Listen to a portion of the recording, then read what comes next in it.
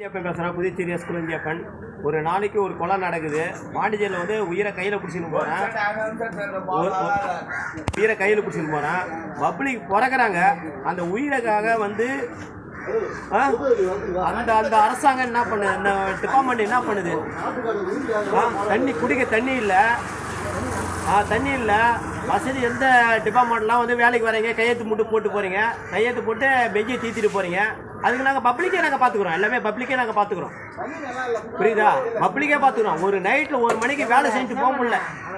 நான் எம்பி, புதுச்சேரி எம்பிக்கு நீ கேண்டிடேட் கேட்குறேன். எனக்கு உரிமை இருக்குது. இந்திய குடிமக கேட்கறதுக்கு உரிமை இருக்குது. புரியுதா?